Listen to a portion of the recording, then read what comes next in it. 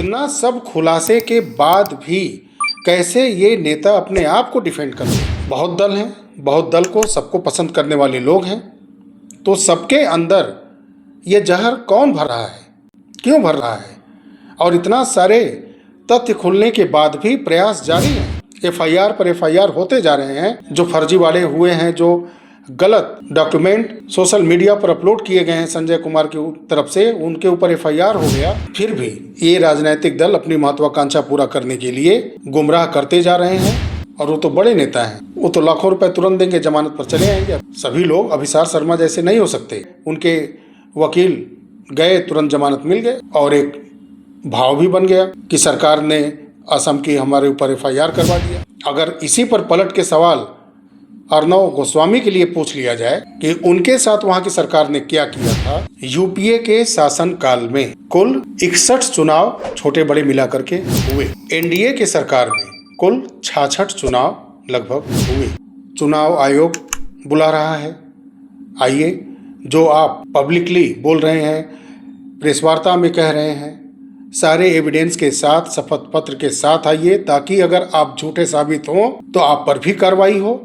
अगर चुनाव आयोग की गलती निकलती है तो वो भी सस्पेंड होंगे, उनके ऊपर भी कार्रवाई होगी। बड़े लेवल पर राजनीति में कोई परमानेंट ना दुश्मन होता है और ना ही कोई परमानेंट दोस्त होता है। वो समय की ताक में रहते हैं। वो कब किससे हाथ मिला लेंगे, किसका हाथ छोड़कर चले जाएंगे, इसका कोई भरोसा नहीं है।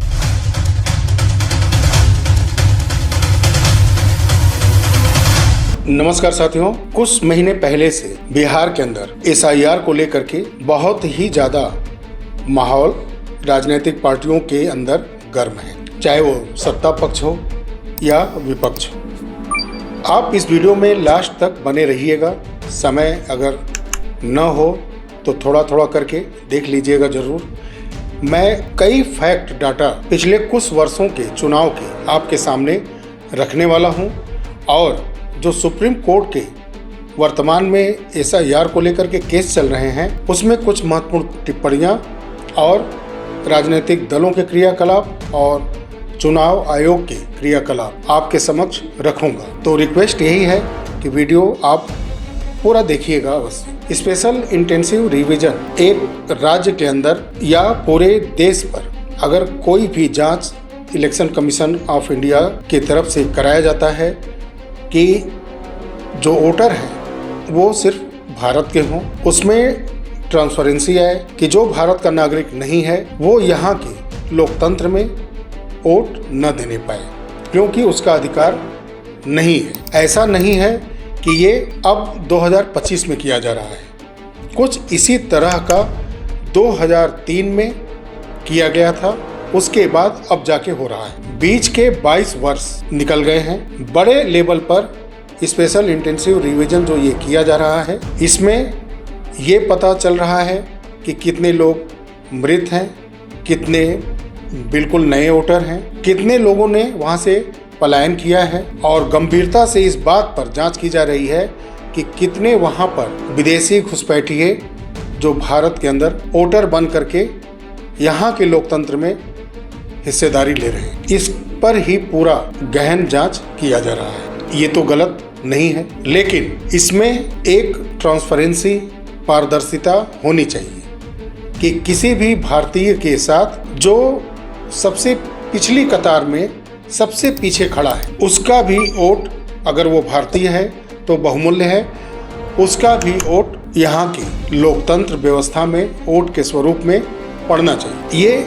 इलेक्शन कमीशन ऑफ इंडिया और राजनीतिक पार्टियों का नैतिक कर्तव्य है। वोट किसको जाएगा, किसको नहीं जाएगा, ये मायने नहीं रखता है, लेकिन यहीं पर अगर कोई विदेशी है तो राजनीतिक दल ईमानदारी से उस वोट को दरकिनार करें। जो बूथ लेवल एजेंट होते हैं उनके माध्यम से जानकारी इकट्ठा करें, क्योंकि बूथ लेवल एजेंट बिल्कुल लोकल होते हैं, सभी राजनीतिक पार्टियों के लगभग होते हैं। उनको ये स्पष्ट जानकारियां होती हैं कि कौन यहाँ पर वर्षों से रह रहा है, कौन यहाँ का असल नागरिक है, कौन बाहर से आकर के रह रहा है। तो बूथ लेवल एजेंट का काम ही यही होता है कि जो फॉर्म भरवाया जाता है उसके लिए उचित डॉक्यूमेंट और वो सही है कि नहीं है, कहीं वो डुप्लीकेट तो नहीं है, फर्जी तो नहीं है, इसकी गुणवत्ता चेक करना, उस व्यक्ति की नागरिकता के बारे में, उस परिवार के नागरिकता के बारे में जानकारी इकट्ठा करना।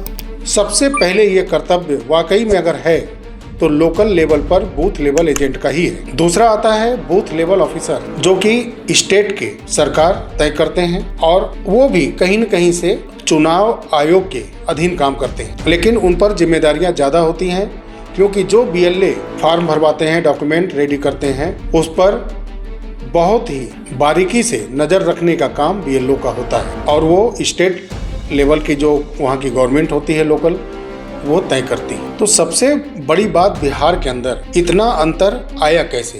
क्या सभी लोगों ने ठीक से काम नहीं किया? आज जो सुप्रीम कोर्ट के अंदर हुआ, जो पिछले 7 दिन के अंदर करना चाहिए था राजनीतिक पार्टियों को, उस जिम्मेदारी को वो पूरा नहीं किए। इसकी वजह से सुप्रीम कोर्ट के जस्टिस सूर्यकांत जी, बागची जी, इन्होंने बिहार के अंदर जो रजिस्टर्ड 12 पार्टियां हैं, सबको इस केस में प्रतिवादी बना दिया, यानी रिस्पॉन्स करने के लिए अनिवार्य कर दिया कि अगर आप बिहार के रजिस्टर्ड पार्टी हैं तो आपको रिस्पॉन्ड अप करना होगा। वहाँ की जो भी शिकायतें हैं उसको सॉल्व करने के साथ साथ जो कमियां हैं उसके लिए आपको एफिडेविट देना ही होगा, हलफनामा देना ही होगा। चुनाव आयोग की तरफ से अगर जो भी गलतियां की जाती हैं तो पार्टियां उसको लिखित रूप से हलफनामे के रूप में अब देंगी। 7 दिन के अंदर जो काम चुनाव आयोग को दिया गया था कि आप जो 65 लाख वोट कटे हैं, कारण के सहित वेबसाइट पर अपलोड करें। 2 दिन के अंदर चुनाव आयोग ने उसको अपलोड कर दिया।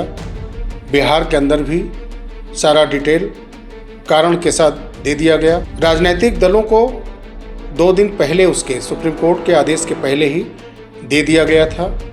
ऐसा कांग्रेस के गोपालगंज के अध्यक्ष ने एक वीडियो क्लिप जारी किया गया उनके द्वारा, जो मैंने आपको दिखाया भी था। इलेक्शन कमीशन ऑफ इंडिया भी पूरी पारदर्शिता से इसमें आगे आकर के राजनीतिक दलों के साथ काम करे और वो करना चाहता है, लेकिन जब आरोप प्रत्यारोप होते हैं, माहौल बिल्कुल बिगाड़ दिया जाता है तो स्थितियां बदल जाती हैं। अब महाराष्ट्र के जो आरोप लगे कि शाम 6 बजे के बाद 75 लाख वोट बढ़ गए, जबकि वहाँ की बॉम्बे हाई कोर्ट, फिर उसके बाद सुप्रीम कोर्ट, डांट भी पड़ी, जुर्माना होते होते बचा, बिना एविडेंस के वो केस खारिज हो।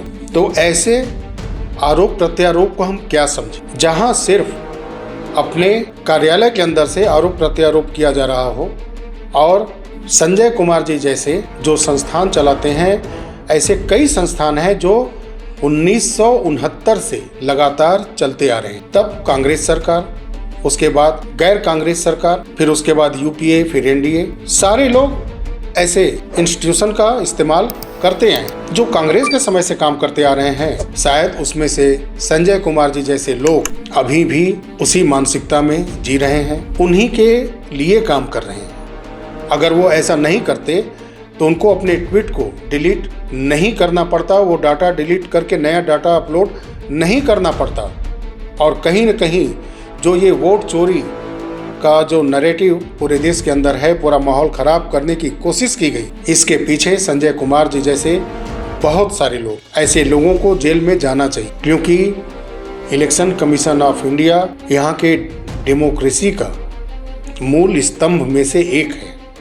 अगर इसके विरुद्ध देश के अंदर, वोटरों के मन के अंदर, विदेशों में यहाँ के डेमोक्रेसी को लेकर के, इलेक्शन कमीशन ऑफ इंडिया को लेकर के अगर भ्रम की स्थिति पैदा होती है, छवि धूमिल होती है भारत की, तो ये बहुत बड़ा अपराध है। ऐसे लोगों पर सख्त से सख्त कार्रवाई होनी ही चाहिए। ऐसा षड्यंत्र भारत के साथ नहीं होना चाहिए। सुप्रीम कोर्ट ने कहा जो बूथ लेवल एजेंट हैं उनकी संख्या राजनीतिक दलों की 1,60,00,000। अगर वो प्रतिदिन 10 ऐसे लोगों का प्रॉब्लम सॉल्व करते हैं जिनके नाम कटे हैं, 65 लाख वोटर की लिस्ट में वो हैं, उनके सारे पेपर वर्क सही करा करके अगर एक BLA 10 लोगों को भी प्रॉब्लम सॉल्व कर दे, लगभग 16 लाख प्रतिदिन आवेदन जमा कराए जा सकते हैं।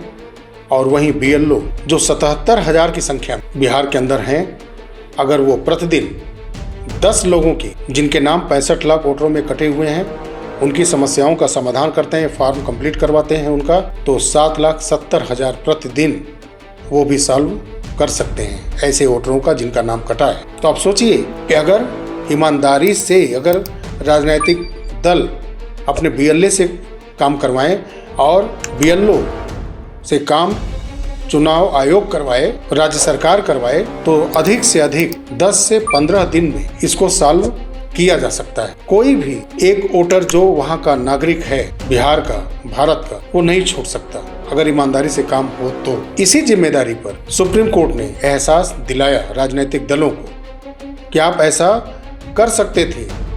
7 दिन का समय मिला था, उस 7 दिन के अंदर आप चाहते तो ये सारे प्रॉब्लम को सॉर्ट आउट आप कर सकते थे। आपने अपनी जिम्मेदारियों को सही से नहीं निभाए। वहीं इलेक्शन कमीशन ऑफ इंडिया के कार्यप्रणाली से वो संतुष्ट दिखे। उनके लिए कड़ाई से आधार कार्ड को पालन करने का निर्देश दिया गया और साथ ही में आधार कार्ड के साथ मैट्रिकुलेशन सर्टिफिकेट दिए जा सकते हैं, ये जस्टिस कांत जी ने कहा। इसकी सुनवाई अब अगली 8 सितंबर को निर्धारित की गई है। अब आशा करते हैं कि बिहार के अंदर इस समस्या को पूर्ण रूप से समाप्त कर लिया जाएगा, ऐसी आशा हम रखते हैं कि चुनाव आयोग और राजनीतिक पार्टियां, राज्य सरकार वहां की ईमानदारी से काम करके सारी समस्याओं का समाधान कर लेंगे। अब हम कुछ आंकड़े आपके सामने रखना चाहते हैं, क्योंकि जो वोट चोरी का आरोप लगा और उसमें जो बीच में आदित्य श्रीवास्तव जी सामने आए, उन्होंने सारी स्थिति स्पष्ट कर दी। मीनता देवी सामने आई, उन्होंने स्थिति स्पष्ट कर दी। जो एक पेयर था बंगलौर के ही अंदर, शाकुनी देवी, वो भी स्पष्टीकरण दे चुकी हैं। बनारस के अंदर जो 48 वोटर्स के पिता एक को दिखाया गया था, वहाँ पर भी जानकारियों का अभाव था। चुनाव आयोग एक्ट ये कहता है कि मठ मंदिर में अगर कोई शिष्य रहता है और वो लगातार कई वर्षों से वहाँ रह रहा है या रहने वाला है, तो उस स्थिति में जो गुरु हैं वो अपने शिष्य के पिता के स्वरूप में होते हैं और ऐसा वहाँ पर माना जाता है कि जो शिष्य हैं उनके पिता वो हो गए और ऐसे ही एक ही मकान संख्या पर एक ही पिता के इतने पुत्र दिखा दिए जाते हैं। अगर ये चुनावी एक्ट के तहत है तो ये स्पष्ट है कि ये भ्रमित करने का भ्रमजाल फैलाया गया, क्योंकि राहुल गांधी एक नेता प्रतिपक्ष हैं। अगर वो कोई भी बात भारत के लोगों के सामने रखते हैं तो पूरी गहराई तक जांच परख करने के बाद, सारे एक्ट को पढ़ने के बाद, उस एक्ट में क्या क्या फैसिलिटीज वोटरों के लिए दी गई हैं, मठ मंदिर के लिए दी गई है। कई लोग जो बाहर में मजदूरी करते हैं, एक एक कमरों में कम किराया एक दूसरे के ऊपर पड़े, भार कम पड़े, 10 लोग, 20 लोग, 30 लोग, 40 लोग रहते भी हैं। 6 महीने, 8 महीने, 10 महीने, 1 साल रहते हैं, फिर वो दूसरी जगह चले जाते हैं।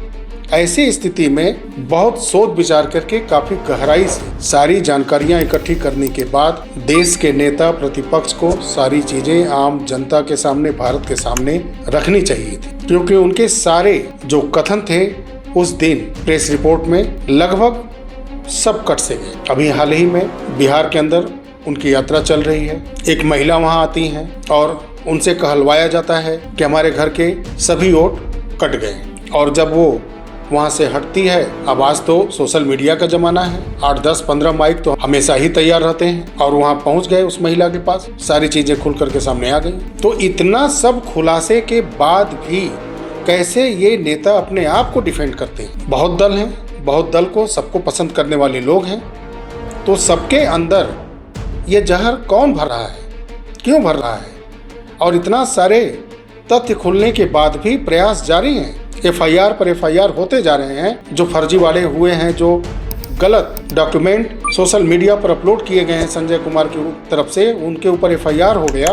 कई इन्फ्लुएंसर हैं, उनके ऊपर केस होने जा रहा है, केस होता जा रहा है। फिर भी ये राजनीतिक दल अपनी महत्वाकांक्षा पूरा करने के लिए गुमराह करते जा रहे हैं।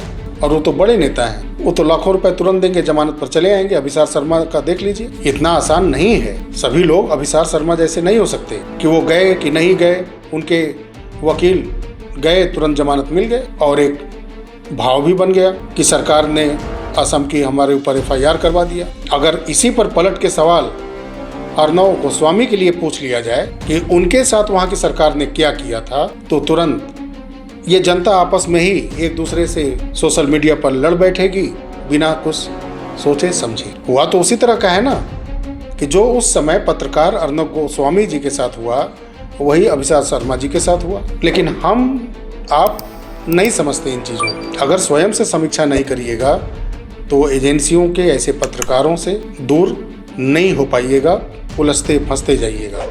स्वयं से समीक्षा समाज को करना हो। अब पिछले कुछ वर्षों के कुछ फैक्ट मैं आपके सामने रखना चाहता हूँ।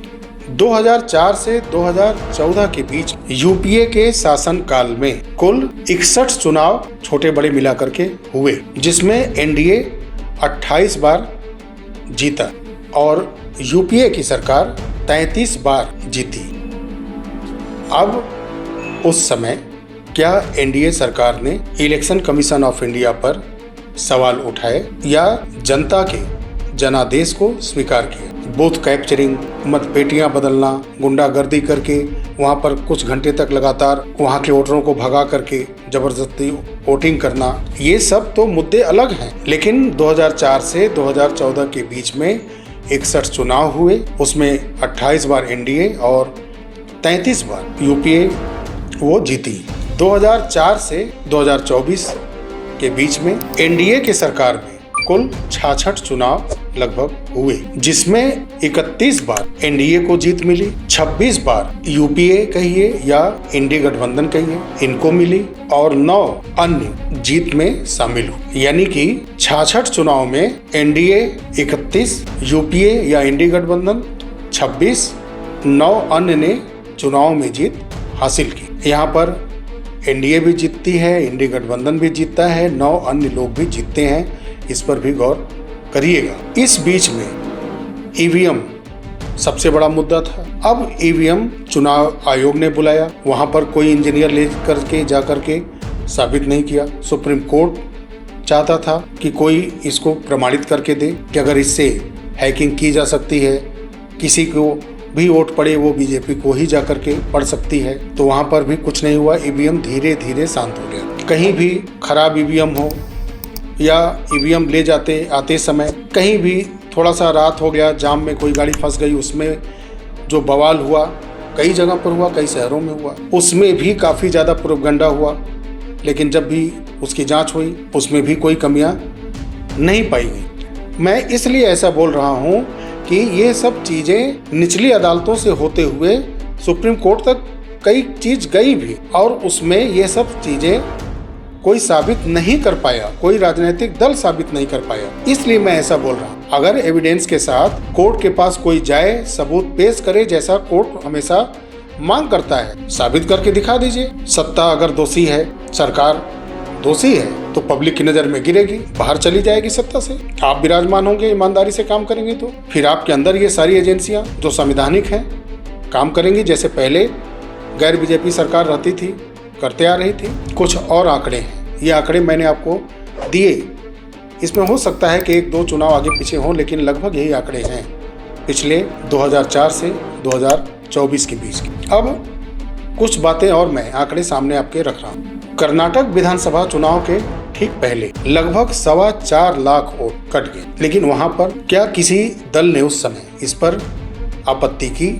कोई चुनाव आयोग उस समय गया? क्या किसी ने वहां के मतदाताओं की वोटर लिस्टिंग की, जो रिवीजन ये की गई जिसमें 4.25 लाख वोट कटे, किसी दल ने आपत्ति उस समय नहीं की? ठीक उसी तरह 2023 तेलंगाना चुनाव होने से ठीक पहले 22 लाख से ज्यादा वोटर डिलीट हुए तेलंगाना में। कर्नाटक में 2023 चुनाव से पहले 4.25 लाख वोटर हटाए गए, वहां किसी को आपत्ति नहीं हुई।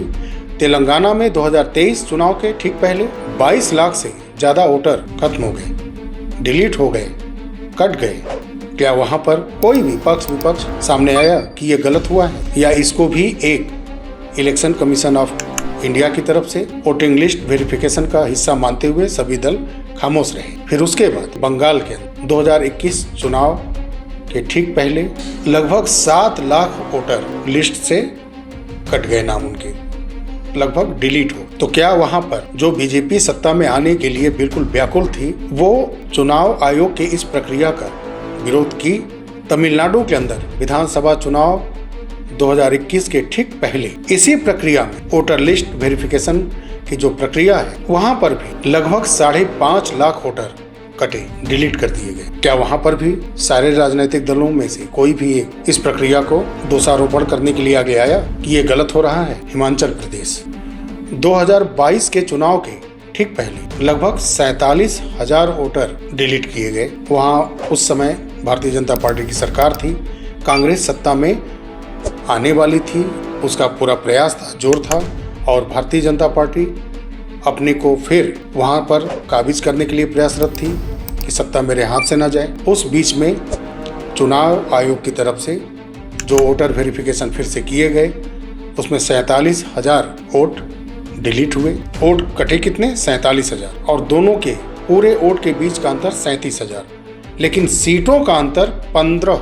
आप सोचिए कि क्या वहां पर जो उस समय सत्ता पक्ष पर काबिज था, हारने के बाद वो सत्ता से बाहर हुआ, 37,000 वोट कम मिले, जिसके एवज में उसको 15 सीट कम मिली। क्या उसने चुनावी प्रक्रिया पर कोई उंगली उठाई? या कांग्रेस को ऐसा लगा कभी कि सिर्फ 37,000 वोट हमसे कम बीजेपी ने पाई और 15 सीट उसके हमने पा लिए? काफ़ी कम मार्जिन से कई सीटें वहां कांग्रेस ने जीती। तो उस कम मार्जिन की जीत पर इलेक्शन कमीशन ऑफ इंडिया पर कोई उंगली उस समय उठाया भारतीय जनता पार्टी ने या कांग्रेस ने?